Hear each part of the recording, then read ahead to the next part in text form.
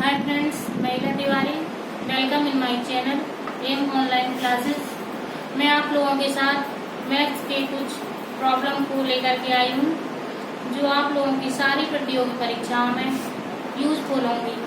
और मैथ्स को कैसे सीखें, कैसे परीक्षाओं में मैथ के क्वेश्चन को सॉल्व करें और कम से कम समय में आप मैथ्स की प्रॉब्लम को कैसे सॉल्व करें, वो ट्रिक, वो तरीका मैं आप लोगों के सामने शेयर करूंगी। और आप लोग बने रहिए मेरे साथ ये सब जानने के लिए कि मैथ को कैसे सॉल्व किया जाता है, क्योंकि सारी प्रतियोगी परीक्षाएं ज्यादातर ऑब्जेक्टिव हो रही हैं, तो इसलिए हम लिखने पर कम ध्यान देंगे, कॉन्सेप्ट क्लियर करने पर ज्यादा से ज्यादा ध्यान देंगे। क्योंकि अगर हमें क्वेश्चन का कॉन्सेप्ट क्लियर हो जाएगा एक बार, तो हम क्वेश्चन को बड़ी ही आसानी से बिना कुछ थ्योरी के काफी कुछ सॉल्व करके डायरेक्ट हम आंसर में टिक कर सकते हैं। इसलिए हम लिखने पे आज कम ध्यान देंगे और आपको तरीका बताएंगे। आइए, क्वेश्चन दिया है, एक आयत की लंबाई 10 सेंटीमीटर और चौड़ाई 6 सेंटीमीटर है। समान क्षेत्रफल वाले त्रिभुज की ऊंचाई ज्ञात कीजिए, जिसका आधार 15 सेंटीमीटर दिया हुआ है। एक बार क्वेश्चन को आप लोग भी रीड करिएगा। आयत की लंबाई और चौड़ाई दी हुई है, और ये जो क्वेश्चन में क्वेश्चन का जो मेन पॉइंट होता है आप उसको पकड़ लीजिए। अगर आपने क्वेश्चन के मेन पॉइंट को पकड़ लिया है तो आपका आधा सवाल सॉल्व हो गया। तो इसलिए आप क्वेश्चन के मेन पॉइंट को हमेशा पकड़ा करिए। इसमें दिया हुआ है समान क्षेत्रफल वाले त्रिभुज। इसका मतलब जो इस त्रिभुज, ये जो त्रिभुज बनेगा और ये जो आयत है, इन दोनों का क्या है, क्षेत्रफल समान रहेगा। क्या समान रहेगा? क्षेत्रफल समान रहेगा।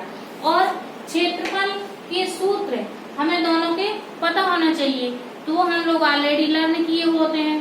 तो त्रिभुज के क्षेत्रफल का फॉर्मूला मैंने पिछले वीडियो में बताया था आप लोगों को, वो इसमें हम यूज करेंगे। और आयत के क्षेत्रफल का फॉर्मूला लंबाई गुना चौड़ाई आप लोग जानते होंगे, या फिर मैं यहाँ पर अगर आप लोगों के कमेंट बॉक्स में मेरे पास आएंगे कि इनके फॉर्मूले बता दीजिए, तो मैं आपको एक दिन सारे फॉर्मूले भी, एक वीडियो में सारे फॉर्मूला का भी आपको बना करके दे दूंगी। तो आइए, इसमें हमको त्रिभुज का क्षेत्रफल और आयत का क्षेत्रफल बराबर करना है। तो मैंने आपको पहले भी बताया था कि मैं यहाँ पर ज्यादा राइट डाउन नहीं करूंगी, आज डायरेक्ट फॉर्मूले का यूज करूंगी और सीधे आंसर पर फोकस करूंगी, क्योंकि सारी प्रतियोगी परीक्षाओं में ऑब्जेक्टिव टाइप क्वेश्चन होते हैं और डायरेक्ट टिक करना होता है, तो इतना ज्यादा टाइम हमारे पास नहीं होता है वहाँ कि हम क्या लिख रहे हैं क्या नहीं लिख रहे हैं। डायरेक्ट फॉर्मूले का use and finding your answer, इस ट्रिक पर ध्यान देंगे। आइए, आयत का क्षेत्रफल यहाँ पर बराबर होगा क्वेश्चन के अनुसार किसके बराबर होगा? त्रिभुज के क्षेत्रफल के बराबर होगा।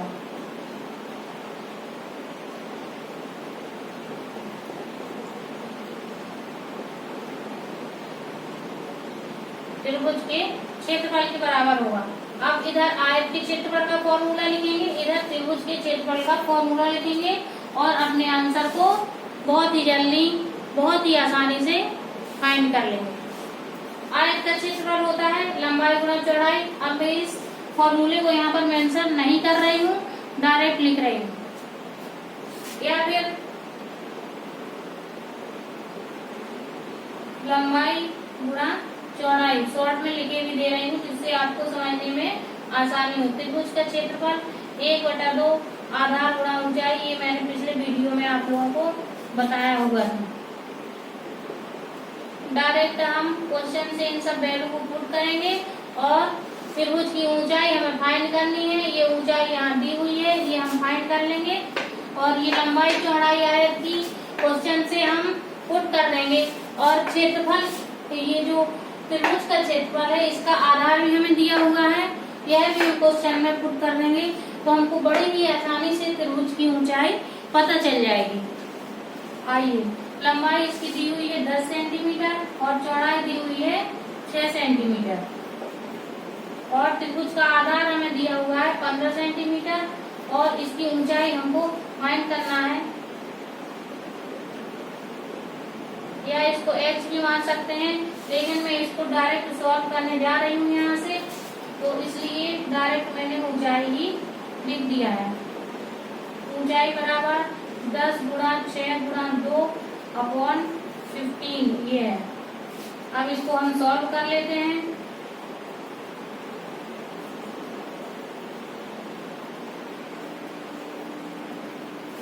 ऊंचाई हमारी कितनी आ जाएगी? 8 सेंटीमीटर। जी हाँ फ्रेंड्स, 8 सेंटीमीटर ऊंचाई आ जाएगी और इस क्वेश्चन का यही आंसर हो जाएगा। फ्रेंड्स, ये क्वेश्चन मैंने सॉल्व कर दिया है, लेकिन मैथ्स में लोगों की ये धारणा बनी हुई है, खास तौर से लड़कियों की, कि मैथ्स बहुत ही टफ सब्जेक्ट होता है, ये हमसे बहुत ही ज्यादा, ये हमसे नहीं होगा, ये क्वेश्चन हमसे सॉल्व नहीं होगा। तो मैं बिगनर्स के लिए भी ध्यान में देते हुए, जो मैथ्स की बहुत ही ज्यादा बिगनर्स गर्ल्स हैं खास तौर से, उनको ध्यान में देते हुए इस क्वेश्चन की सॉल्विंग में आप लोगों को अगेन बता रही हूँ, तो आप उसको ध्यान से देखिएगा। यहाँ से मैंने समान क्षेत्रफल कहा होगा था, तो समान क्षेत्रफल दोनों का कर लिया है। आयत का क्षेत्रफल बराबर त्रिभुज का क्षेत्रफल क्वेश्चन के अनुसार। फिर मैंने फॉर्मूला पुट कर दिया है। फॉर्मूले में जो क्वेश्चन में वैल्यू दी हुई थी वो मैंने पुट कर दी है। इसके बाद मैंने ऊंचाई फाइंड कर ली है, लेकिन यहाँ पर कुछ लोगों को जो बिगिनर्स होते हैं उनको ये पक्षांतर करने में भी थोड़ा प्रॉब्लम होती है, वो मैं बता रही हूँ। तो इसमें हमेशा जो भी संख्या लिखी होती है इसके नीचे हमेशा 1 माना जाता है फ्रेंड्स, और इसका हम क्रिया गुणा करते हैं।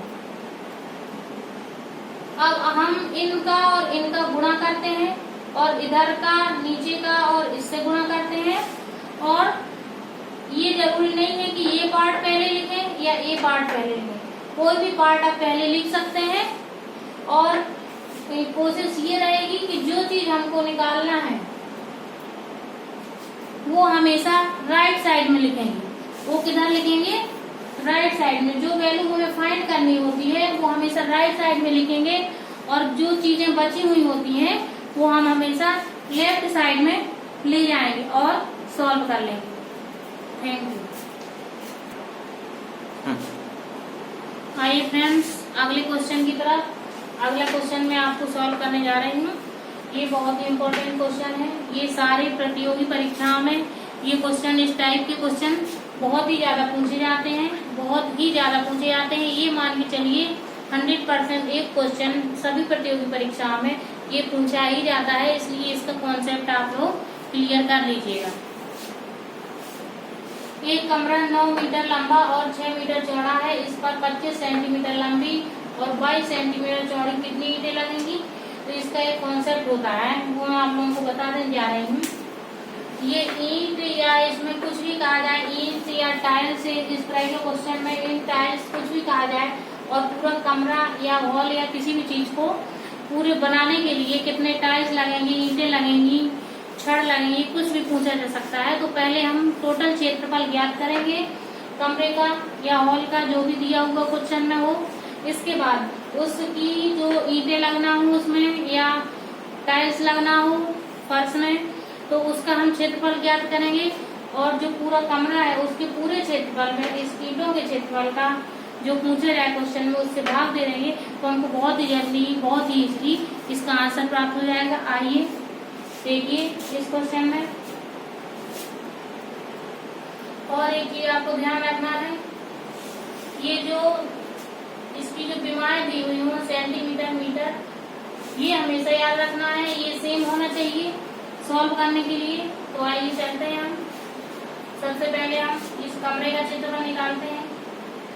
कमरे का क्षेत्रफल बराबर, कमरा फ्रेंड्स चौकोर या वर्गाकार ही होगा, इसलिए हम आयत या वर्ग का सेम फॉर्मूला होता है क्षेत्रफल ज्ञात करने के लिए, लंबाई गुणा चौड़ाई।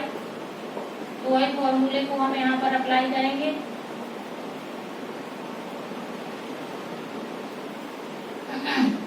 चूंकि वर्ग में सभी भुजाएं बराबर होती हैं, तो वर्ग में एक भुजा ही दी गई होती, लंबाई या चौड़ाई कुछ भी दिया गया होता तो हम उसके पूरे का क्षेत्रफल ज्ञात कर सकते थे। ये कमरा जो है आयताकार है तो इसलिए इसमें लंबाई चौड़ाई दी गई है, तो इसलिए हम आयत के क्षेत्रफल का फॉर्मूला यहाँ पे अप्लाई करेंगे।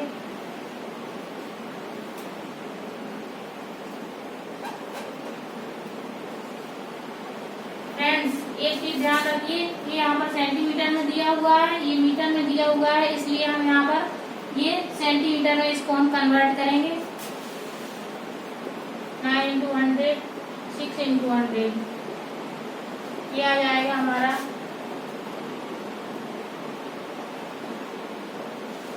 कितना, वर्ग सेंटीमीटर। क्षेत्रफल हमेशा वर्ग सेंटीमीटर में होता है। और ये इधर एक ईंट का क्षेत्रफल हम ज्ञात करेंगे, जैसा कि मैंने आपको बताया, एक ईंट का क्षेत्रफल, फ्रेंड्स मैंने ये सेंटीमीटर में चेंज कर लिया है, इसलिए हम इसको डायरेक्टली क्षेत्रफल यहाँ पर ईंट का क्षेत्रफल निकाल लेंगे हम 25।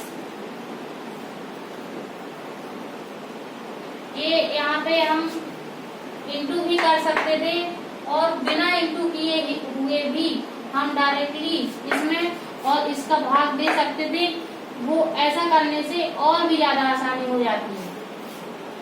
देखिए 25 × 12, इसको मैं यहाँ पे नहीं कर रही हूँ, और कर भी सकते हैं, इसको भी मैं इस पार्ट को ही लूंगी।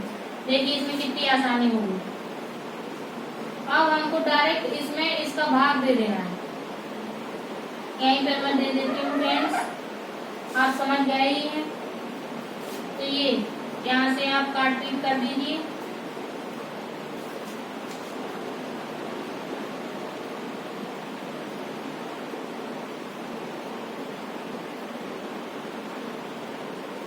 हमारा 9 × 2 18 और ये 100 यहाँ बच रहा है, तो ये हमारा 1800 ईंटों की हमको आवश्यकता होगी कमरा बनाने के लिए।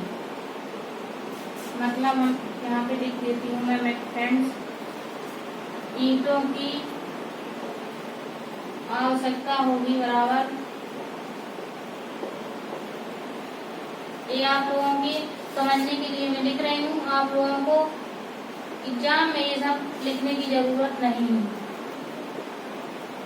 1800 ईंटों की आवश्यकता होगी, यही हमारा आंसर है। Thank you.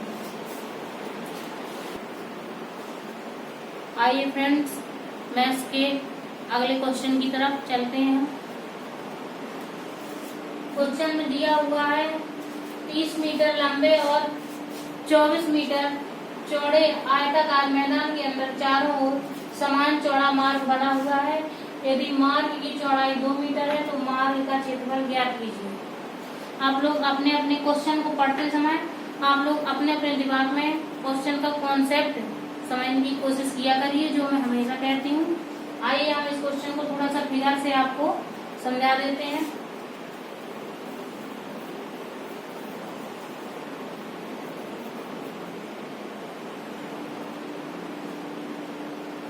ये जो आयताकार मैदान है इसकी लंबाई दी है 30 मीटर और इसकी चौड़ाई दी है 24 मीटर।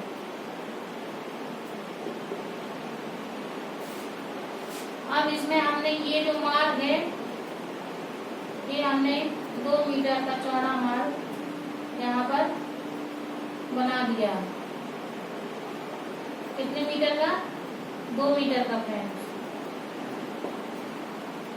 अब हम ये वाला जो हमारा आयताकार मैदान बना है, इस मैदान की हमको लंबाई चौड़ाई ज्ञात करना होगी, क्योंकि हमें इस मार्ग का क्षेत्रफल ज्ञात करने के लिए हमें इस टोटल पूरे आयताकार मार्ग से इस काटने पर, ये जो 2 मीटर का रास्ता काट देते हैं, उसके काटने पर जो आयताकार मैदान बनता है उसके क्षेत्रफल को अगर हम पूरे आयताकार मैदान के क्षेत्रफल से घटा देंगे तो हमें मार्ग का क्षेत्रफल बड़ी ही आसानी से मिल जाएगा फ्रेंड्स। तो आइए देखते हैं।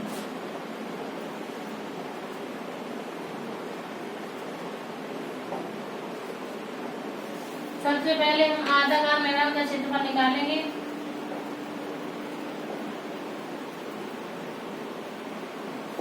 जैसा कि मैंने आप लोगों को पहले भी बताया है, ये जो मैं यहाँ पे लिख रही हूँ ये आप लोगों के सब समझने के लिए है।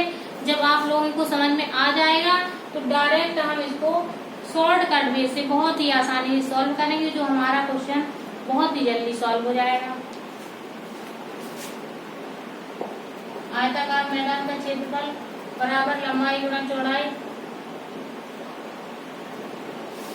बराबर 30 × 25 24। तो इसका क्षेत्रफल आ जाएगा हमारा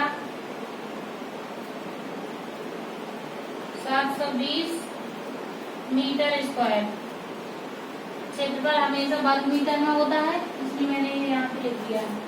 इसके बाद जो हमारे ये मैदान बचा है 2 मीटर काटने के बाद, तो देखिए इसकी लंबाई में भी 2 मीटर कम हो रहा है और इसकी चौड़ाई में भी 2 मीटर कम हो रहा है। तो इसलिए हम इस पूरे इस आयताकार की लंबाई में हम 4 मीटर कम करेंगे और इसकी चौड़ाई में भी हम 4 मीटर कम करेंगे, तब हमें इस आयताकार मैदान का क्षेत्रफल प्राप्त होगा। और जब जैसे ही हमें ये पता चल जाएगा तो हम मार्ग का क्षेत्रफल बड़ी आसानी से ज्ञात कर लेंगे। ये मैं आप लोगों की समझने के लिए लिख रही हूँ।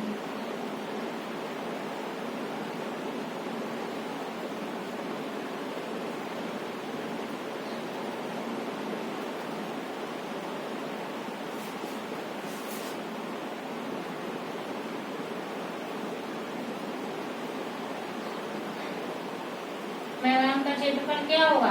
अब हम इसकी लंबाई चौड़ाई में 4 लंबाई में भी कम करेंगे और चौड़ाई में भी 4 कम करेंगे, क्योंकि लंबाई में देखिए 2 इधर कम हो रहा है 2 इधर, यानी हमें लंबाई में 4 घटाना होगा।